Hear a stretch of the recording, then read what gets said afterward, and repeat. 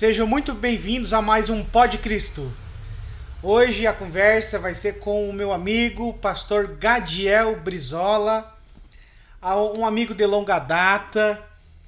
A gente vai abordar vários assuntos, vai ser um diálogo tranquilo, agradável, descontraído.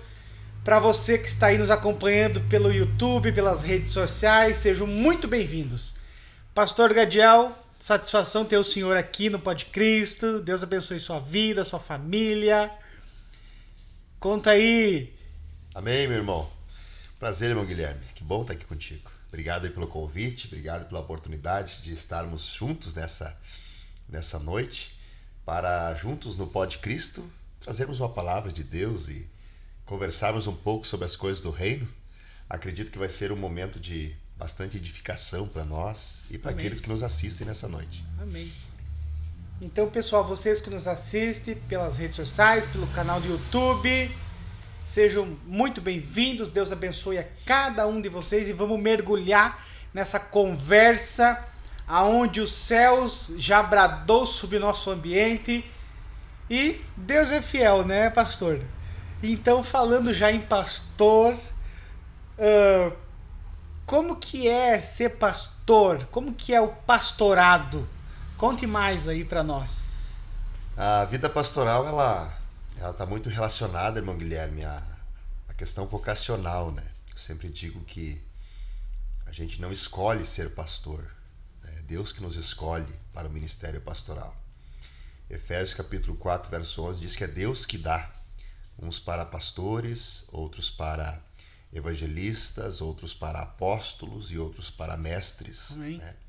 Dentro de uma sequência nessas 5 qualificações e virtudes que Deus dá, nós poderíamos olhar para a nossa mão e dizer que o primeiro dedo da nossa mão é o apóstolo, né? O segundo dedo, ele é o profeta. O terceiro dedo é o evangelista. O quarto dedo, ele é o pastor. E o quinto dedo é o mestre, né? São os 5 dons que Deus dá à igreja. Forte. O primeiro dedo, ele tem acesso a todos os demais. Legal. Né? Que é o apóstolo. O profeta é o dedo que aponta, né? Aponta a direção. O profeta é aquele que mostra a direção. O terceiro dedo é o dedo maior que nós temos, que é o evangelista. É o maior ministério no sentido de alcance, né? O quarto dedo é o dedo anelar. É o dedo que carrega aliança de compromisso, aliança de pacto. Ou seja, o ministério pastoral, ele tem um pacto com a igreja. Glória a Deus. E ele faz uma aliança da igreja com Cristo. E por último é o menor, é o mestre. Não é o maior, é o menor. Então aquele que ensina deve ser menor, né? Certo. A Bíblia diz que a quem mais é dado, mais será requerido. Então o ministério pastoral, para mim, no conceito bíblico, está muito relacionado à vocação, né? A palavra pastor, ela é oriunda de um termo poimênica, né? É uma palavra latina que se refere ao cuidado, né? Cuidado, aconselhamento, caminhar junto. Ou seja, para ser pastor tem que gostar de gente. Ou seja, o pastor, a gente já começa pregando em casa, né, pastor? Verdade. E imagina só, a gente cuida da nossa vida, dos nossos familiares e mais a dos outros, né? Então Verdade. é um desafio diário, porque novos desafios, vem coisas novas, até mesmo dificuldades, problemas dos outros, tem que levar na presença como pastor, né, no pastorado. E essa dos dedos aí, eu confesso que eu não sabia. Interessante, né? Muito interessante. Alguns podem olhar e trazer a figura de uma mão, né? E podemos dizer que a mão de Deus que conduz a igreja está nos 5 dons ministeriais, né? É a mão de Deus conduzindo o seu povo. Então, vocacionado ao pastorado é uma virtude, né? É um atributo que todo aquele que exerce, ele deve ter esse zelo, né? A minha vida desde a infância, né, é uma vida de desafios. Meu pai, quando eu ainda nem tinha nascido, eu tinha um outro irmão, né? O nome dele era Leandro, e meu pai conta que esse meu irmão nasceu antes de mim, no momento que meu pai estava sendo desafiado para o ministério. Meu pai não queria. Bárbaro, né? Meu pai não queria, o pai rejeitou. E por causa disso ele teve que pagar um alto preço. Deus recolheu o meu irmão. Misericórdia. Foi o preço que meu pai pagou. E ele conta que ele chorou amargamente quando isso aconteceu. Meu Deus. E diante do arrependimento do meu pai, do quebrantamento do meu pai, Deus prometeu de dar outro filho, que seria abençoado, seria Filho da alguém promessa. que atuaria, ajudaria, auxiliaria, serviria no reino em todas as áreas, né? E faz 44 anos que estamos aí, Glória a fazendo Deus. a obra de Deus, encarando os desafios diários, né? Desafios, somos seres humanos, né? Sim, sim. Desafiando, atuando nos desafios humanos, Sim, podemos dizer. claro. E o Senhor tem nos abençoado, né? Amém. Eu sou grato a Deus. E desde 2007 nós exercemos ministério pastoral. E até aqui o Senhor tem nos guardado, nos ajudado. E como disse, pastorear é cuidar de pessoas, é caminhar com pessoas, é aconselhar pessoas, como tu mesmo disseste, é ouvir pessoas. Acho que está mais relacionado até mesmo a ouvir até o desabafo, né? desabafo de pessoas. E daí trazer uma palavra de Deus, mostrando um caminho, mostrando uma direção. Realmente, o pastorado, quanto mais alto tu caminha, digamos assim, aqui na terra, mais para baixo tem que ir no reino dos céus espiritual, né? Verdade. Que é subir, vai ter que descer. E começo no diaconato, no presbítero, evangelista e pastor. E daí, que nem diz o amigo nosso José Carlos, quanto mais for consagrado, mais tem que andar arcado e o pastorado de joelho, né, mano? Verdade. Uma vez eu ouvia nosso querido pastor João Oliveira ministrar aqui em Salto Jacuí, falava sobre isso, e ele dizia justamente essas palavras, que no ministério a gente vai nos curvando mais e mais, né? Nós vamos nos curvando, nos agachando mais e mais. Quanto maior é o peso da responsabilidade, mais difícil é para nós carregar essa responsabilidade. Mas Deus é aquele que nos dá graça, nos sustenta, Amém. nos leva, nos conduz, né? E podemos dizer que grandes coisas o Senhor tem feito por nós, e por isso nós somos felizes e alegres. O que mais chamou a atenção do Senhor quando foi consagrado ao pastorado até hoje, assim, como desafio, como pastor, uma área, aquilo que ele chamou a atenção, o que foi? Eu acredito que o peso da responsabilidade de exercer o ministério, né? Peso.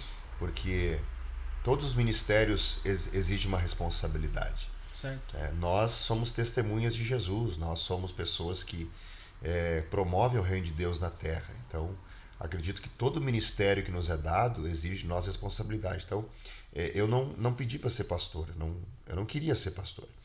Quando nós fomos apresentados ao ministério pastoral, eu disse ao meu pastor que não queria, que não precisava, que estava bom evangelista, né? A gente estava aí ajudando na obra, pregando na obra, exercendo na obra. Mas é Deus que, como eu falei, é Deus que nos escolhe, não é nós que escolhemos o ministério. O Senhor Jesus, em uma de suas passagens nos evangelhos, ele diz: não foste vós que escolhestes a mim, mas eu escolhi a vós. Então, quando o Senhor escolhe, não tem como escapar, né? Amém. Como eu estava dando testemunho aí da história do meu pai tentou escapar. Não quero, o que eu quero? Forte O que eu quero ministério? Não preciso disso. Que idade o teu irmão tinha? Ele tinha uns um ano e pouco, quase 2 anos antes de mim. É forte, né? Forte testemunho. Então, chamado muito grande, né? Muito grande. Até eu preciso reavivar isso na minha mente, né? Numa conversa com meu pai, para ele me contar novamente essa história, para que eu possa, né, em momentos como esse, compartilhar esse testemunho. Então, acredito que fugir do ministério pode custar de qualquer um de nós um preço muito alto. Entendo. E não são as pessoas que escolhem exercer, né, o atributo ministerial, mas é o Senhor que nos leva. E pode ver que aquele que escolhe, aquele que força, aquele que quer, normalmente acaba muitas vezes sendo envergonhado, né? Mas aquele que espera em Deus, confia em Deus e deposita a sua vida no Senhor, né, pelo reino de Deus, ele com certeza Deus está guardando, abençoando, protegendo Glória a Deus. todas as áreas. Amém. Então, grande é o pacto que o Senhor Jesus tem com o Senhor, com o seu Pai, uma aliança muito forte, né? Até então que o Senhor chegou no pastorado. Então, para você que nos assiste, realmente, pastor, que nem diz o gaúcho, não é de barbada. Amém. Verdade. E vamos dando sequência também, que eu quero perguntar para o Senhor sobre hermenêutica. o que é hermenêutica, como aplica a hermenêutica. Agora, para vocês que nos acompanham aí, vai vir uma aula grátis de hermenêutica. Olha só, preste bem atenção que é gratuita, tá? Só não deixe de se inscrever no canal, deixar seu joinha, né? Compartilhar e vamos lá. Hermenêutica. Hermenêutica é a ciência que estuda a interpretação da Bíblia. Hermenêutica é uma ciência, e uma vez alguém conversava comigo e dizia que não acreditava na Bíblia, né? Que ele não gostava das Escrituras e acreditava que as Escrituras eram um livro, né? Que a Bíblia era uma literatura escrita por um ser qualquer. Misericórdia. Né? Respeitando a opinião dele, eu fiz a seguinte pergunta, eu disse para ele, qual é o atesto de que um medicamento ele é eficaz para curar uma enfermidade? Eu perguntava para ele, como é que você sabe que a aspirina, por exemplo, cura dor de cabeça? O que te faz acreditar que o paracetamol ele vai te curar a dor do corpo, que o multigripe vai te curar a sua gripe, enfim? E ele dizia, poxa, ele é um remédio, né? Tá, mas o que traz essa eficácia? O que te dá a garantia que ele vai ser bom? Ele foi testado no laboratório. Eu disse, aí está. Ele tem uma fórmula. Verdade. Por quê? Porque houve uma ciência que ele fez a medicação, produziu a medicação, e depois de muitos testes, trouxe um atesto de que aquela medicação era eficiente para uma enfermidade. Mesma coisa as Escrituras. Através da hermenêutica, que é a ciência da interpretação bíblica, nós comprovamos a sua veracidade. Então, as Escrituras não é um livro qualquer. Ela é um livro que ela é escrita num período de 1.500 anos por mais de 40 autores distintos, né, segundo o estudo bibliológico. Então, a hermenêutica ela justamente traz esse atesto comprovando a sua veracidade. Então, essa ciência, irmão Guilherme, chamada hermenêutica, que nós temos algumas ferramentas, chamada exegese, ou até mesmo, nesse contexto, a exegese, porque enquanto a exegese ela interpreta as entrelinhas de um texto bíblico, a exegese, olha só que palavrinha chata de pronunciar, a exegese ela é aquela ação de colocar nas Escrituras o que não está, ou seja, interpretar aquilo que ela não quer dizer. Então, uma traz a real interpretação, a outra interpreta de forma errada, o que dá origem a heresias e a más interpretações. Por isso, quando nós vamos estudar a Bíblia, é muito importante nós ter esse cuidado em entender no seu contexto, dentro da sua interpretação das Escrituras, o que realmente um texto bíblico, um versículo bíblico, uma palavra, ela vai trazer para nós na sua interpretação. Realmente, ler a Bíblia, a palavra em si, ela é cheia de mistério. Tem muitas palavras que é um mistério, e para entender, tem que pedir misericórdia, tem que pedir o entendimento, a sabedoria, o discernimento. Verdade. E aí que entra, né, a hermenêutica, e eu já ia entrar para a exegese, e aquela outra palavrinha difícil que eu não vou me arriscar a pronunciar aqui. Então, não é de barbada. Não é um livro qualquer. Ali é o caminho, é uma escada rumo ao céu.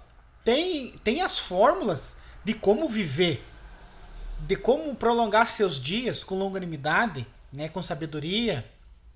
Então, é interessante quem pega a Bíblia, que nem diz gaúcho, e manuseia bem a espada, destrincha, podemos dizer assim, com a hermenêutica, com a exegese. E é provando, é lendo que tu vai interagindo e vai vindo informações, vai abrindo, digamos assim, palavras-chave que não sabe, mas através do estudo da hermenêutica, da exegese, ter até para escrever um esboço, né? Verdade. Para pregar, é um firme fundamento, a exegese, a hermenêutica. Verdade. A meditação das Escrituras, né? Quando você interpreta ela e você medita nas Escrituras, você consegue fazer com que ela venha a esquadrinhar-se no seu coração. Jesus, numa ocasião, dizia para os seus discípulos, examinai as Escrituras, porque vós cuidar ter nela a vida eterna, e são elas que de mim testificam. A palavra examinar no grego, no seu significado, significa como que alguém que pega uma picareta, e aqui no Salto do Jacuí nós temos muitos garimpos aqui, e homens que no seu trabalho diário, isso mais antigamente, hoje talvez não tanto, pegavam a sua picareta e iam para as pedreiras, para os garimpos, procurar a pedra ágata. Até tem aqui a ágata, eu deixei aqui a umbu, né, da categoria dela, classe, para servir de exemplo. Mas é claro. Então, para encontrar essa pedra preciosa, meu Guilherme, foi necessário alguém emitir um esforço. Certo. Garimpar, procurar, dedicar ali tempo. Assim é as Escrituras. Jesus diz assim, vocês têm que garimpar nas Escrituras, têm que se aprofundar nas Escrituras, porque vocês cuidam ter nelas a vida eterna, e são elas que me testificam. Então, toda pessoa que quer conhecer a Bíblia, ela pode sentar, ler a Bíblia como se lê um livro qualquer, e quem sabe ele vai ler toda a Bíblia como muitos leem a Bíblia, inclusive muitos ateus que conhecem a Bíblia, mas ela não produz nele uma virtude, porque ele não lê a Bíblia meditando nela, examinando nela, fazendo com que ela corrija os seus erros como um espelho que está diante de nós. Agora Jesus, ele diz que ela tem o poder de mudar. Paulo diz que ela é como a água que nos lava, que nos purifica. Então essa palavra que nos transforma, o escritor aos Hebreus, ele vai dizer em Hebreus capítulo 4, verso 12, que a palavra de Deus é viva e eficaz, que ela é mais penetrante que uma espada de dois gumes, que penetra nas juntas e nas medulas e é apta para discernir os pensamentos e as intenções do coração. Então olha a profundidade das Escrituras, quando você assimila ela, quando você entende que ela tem o poder de transformar a tua vida, né? Imagina uma espada. Qual é a linha tênue, divisória de uma espada? Né? Você já conseguiu imaginar aonde a espada está entrando? Na divisão da alma com o espírito. Alguém perguntou a um professor na ocasião, como é que é essa divisão da alma com o espírito? Como é que é essa divisão? Como é que é essa linha que divide? Ele disse que é como um fio de uma espada que você não consegue perceber, você não consegue visualizar, mas o fio da espada consegue adentrar. Então perceba que a importância da Escritura é entrar em lugares que os outros não entram, que a medicina não entra, que a filosofia humana não entra, que o conhecimento terreno também não entra. Então o poder das Escrituras, o poder da palavra, ele é transformador em nós. Amém. Glória a Deus. Vocês que nos assistem aí, a Bíblia, enxerguem a Bíblia não como um livro, mas algo a mais para sua vida, para sua descendência, né? E uma espada, além de tudo, para você manusear bem ela. Verdade. Uma espada. Verdade. Ela é aquela que nos dá a condição de vencer, né? Quando Paulo, aos Efésios, ele diz assim, em capítulo 6, né? No demais, irmãos, fortalecei-vos o Senhor na força do seu poder, revesti-vos, pois, de toda a armadura de Deus, para vencer o dia mau, e havendo feito tudo, ficai firme. Ele vai dizer, sobretudo, vesti-vos, né, da armadura de Deus, da couraça da justiça. Sim. Vocês estejam na sua cabeça o capacete da salvação, esteja na sua mão a espada do Espírito, que é a palavra de Deus, né, calçados os pés na preparação do Evangelho da Paz. Paulo coloca para nós a Bíblia, a Escritura, como um atributo do soldado, né? A ferramenta mais importante de um soldado é o seu armamento. Amém. Né? É aquilo que ele vai combater.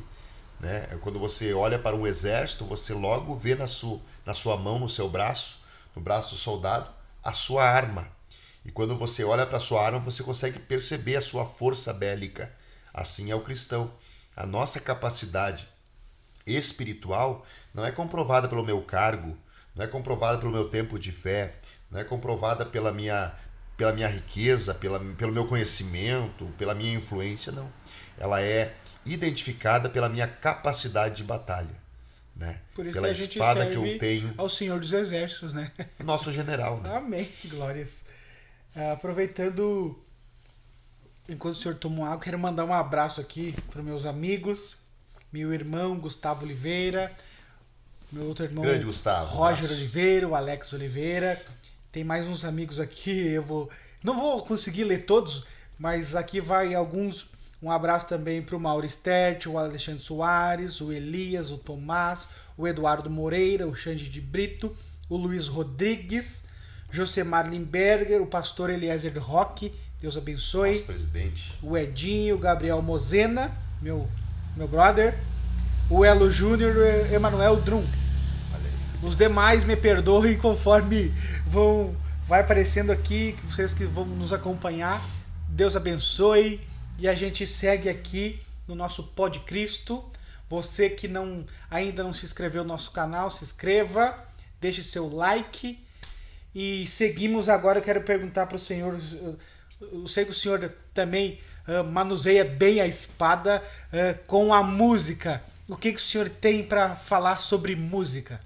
A música é aquilo que nos traz alegria, né? que nos quebranta, que nos aproxima do Senhor, né? Tem uma frase que eu gosto muito de citar: se a nossa vida fosse uma canção, que música ela seria, né? Olha que interessante essa pergunta. Eu gosto de música, né? Desde os 7 anos, meu pai me deu o primeiro instrumento, ganhei um violão com 7 anos de idade. A partir daí mergulhei na música, violão, guitarra, teclado, né? Por baixo, um pouquinho de cada quantos coisa. instrumentos o senhor toca hoje? Um pouquinho de cada. Hoje o meu instrumento principal é o piano, né? Eu gosto muito do piano, mas nós tocamos violão, tocamos guitarra, tocamos bateria, tocamos acordeon, tocamos o piano, propriamente dito. Foi uns 5. Tocamos aí instrumento de sopro, alguma 6, coisa também. E tocamos até pandeiro, né? Até instrumento de percussão qualquer. Que quer uma aula de hermenêutica, de exegese ou até mesmo de música, pastor Gadiel Brizola. Olha aí, pessoal. É só a iniciação musical, né? Deixar para os especialistas aí. Ó. Tá certo. E a música para mim é uma coisa muito, muito boa, Guilherme. Eu acredito que toda pessoa deveria buscar um instrumento ou tentar aprender algo na área musical. Eu estava lendo há poucos dias que a música na vida de uma criança, né, dentro da essência infantil, ela produz um fruto muito forte, né, muito promissor, muito positivo.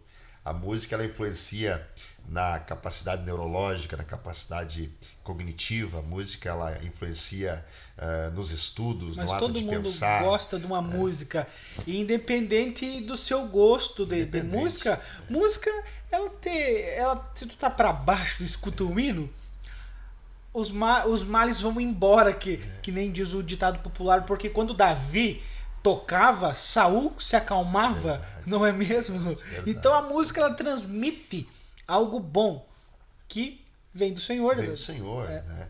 A gente pode até, dentro de uma composição teológica, entender que a origem da música vem do trono de Deus, vem do céu. Porque a Bíblia é muito clara em Apocalipse ao dizer que os anjos eles cantam eternamente. Glória a Deus. Nós não somos... o planeta ele tem bem menos tempo, né, do que aquilo que os anjos podem determinar para a eternidade em adoração a Deus. O planeta Terra ele possui aí, bem menos tempo, né, de uma cronologia de criação. Não há como nós apontarmos um tempo específico, né? Uhum. Entretanto, desde a criação do Éden até os nossos dias, desde a criação do homem, através das comprovações arqueológicas, são 7.000 anos, mais ou menos, né, desde a criação de Adão. É claro que antes de Adão, a Terra ela já existia há muito mais tempo, que nós não podemos definir, talvez milhões, milhares de anos. Enfim, está aí o carbono 14 que comprova a existência através dos fósseis, enfim. Agora, a música ela existe desde a eternidade e ela causa para nós um bem, né? Ela transforma-nos, ela tira a nossa tristeza, ela produz em nós uma euforia, né? Ela traz para nós alegria, né? Então eu gosto muito da música. Então a gente trabalha na parte musical, nós ministramos louvor. O senhor canta também, né? Cantamos também, tocamos, ministramos louvor, nossa igreja, em outros lugares também. E é muito bom fazer parte desse grupo que aprecia a boa música, né? Nós coordenamos a música aqui na região, na Assembleia de Deus, nosso Conselho Regional de Músicos, né? O senhor é o coordenador? Somos coordenadores, estamos na coordenação e atualmente também fazemos parte do Conselho Estadual de Música da Assembleia de Deus, como secretário. Então a gente está envolvido até, como diz o ditado, até os dentes, né? Na música, em todos os lados. Ministramos na igreja, ministramos no trabalho secular, estamos sempre envolvidos e é muito bom tocar um instrumento, ministrar um louvor ou até mesmo cantar uma canção em adoração a Deus. Agora, que não é de barbada tu aprender a tocar, não é começando muito simples pelo violão, né? Coordenação motora, os acordes, até mesmo uma ocasião eu fui tentar aprender a tocar violão, eu não conseguia botar os dedos numa só corda, porque pegava as duas junto, então eu tinha que fazer uma manobra e daí tocava, mas não conseguia cantar junto, porque faltava coordenação motora. E eu falei, puxa, parece tão fácil, às vezes até sonho que tô tocando violão, né? E quando a gente olha assim, é lindo. Quem sabe, quem realmente sabe destrinchar bem, sabe tocar, abriu a boca, Deus usa, cura paralítico, cura enfermidades através da música. Então até eu acho muito interessante. E quem sabe na outra ocasião aí a gente faz um som com teclado. Com certeza, né? Estamos à disposição. Faz aí um negócio diferente para mostrar, né? Até mesmo o pessoal aí que nos acompanha. Hoje vocês tiveram uma aula aí grátis, né? E mais pra frente vamos encaixar um piano para fazer um som. Sabe que, aproveitando, Guilherme, no tempo da pandemia ali, quando teve, nós fizemos um período de lives em casa, que era o nosso piano com palavra. Legal. Né? Então até o Leonardo, nosso ministro de louvor da igreja, participou conosco e fazíamos o piano com palavra, que era uma live onde nós cantávamos canções, interagia com o público, porque naquele período ali as pessoas estavam em casa, né? Certo. Muitos em casa, não podiam sair, né? Se protegendo do Covid e tal. E nós fizemos o piano com palavra. Quem sabe um dia desses pode fazer um Podcristo aí, um Podcristo com piano com palavra, uma junção. Amém, aí. olha aí, viu? Se é para melhorar, amém. E apenas para concluir essa questão do louvor, você falou aí sobre Davi, né? Davi. Você vê que o poder do louvor, ele aparece na Bíblia em várias ocasiões, né? Veja que quando Eliseu recebe a visita de 3 reis, que queriam saber se poderiam ir à batalha, e queriam uma visão, uma opinião do profeta, né? E as forças contrárias eram tão grandes naquele ambiente que Eliseu disse assim, tragam o tangedor, para que ele, enquanto tangia a sua harpa, tocava a sua harpa, o Espírito Santo de Deus pudesse fluir e Eliseu pudesse ter uma palavra de Deus. Olha que interessante isso. Veja o poder da música. Quando a música é uma música de adoração a Deus, consagrada ao Senhor, ela tem um poder sobrenatural. Por isso que Tiago vai dizer em sua carta, quem está alegre, cante, e quem está triste, ore. Então é importante nós entendermos que quando nós buscamos no momento de felicidade, de alegria, adorar a Deus, o céu se abre sobre nós e a presença de Deus se manifesta. Glória a Deus. Então, eram essas as perguntas que eu tinha para o Senhor. Olha aí, passou rápido. Passou rápido. Se o Senhor tem alguma palavra para deixar aí livro espiritual para quem nos acompanha através do YouTube, das redes sociais, à vontade. Eu acredito que, primeiramente, agradecer, né, irmão Guilherme, você por esse lindo trabalho que está fazendo. Creio que momentos como esse aqui vão edificar muitas vidas, né? Pessoas que virão ainda aqui trazer uma palavra, uma reflexão. Tenho certeza que junto com você vão resultar em frutos, né? Árvores frutíferas. E aos nossos ouvintes, aos nossos amigos, eu acredito que a palavra deixa que Deus trabalhe na sua vida, abra o seu coração e permita que o Senhor ele possa trabalhar, seja através da palavra, seja através da música, seja através de um aconselhamento pastoral, ministerial. Eu tenho certeza que através disso sua vida vai ser transformada e edificada, né? Eu vejo que a importância de nós nesses dias abrirmos o coração e entendermos que não há uma alternativa para nós, uma saída que não seja render-se aos pés de Cristo. Amém. Nós precisamos de Jesus.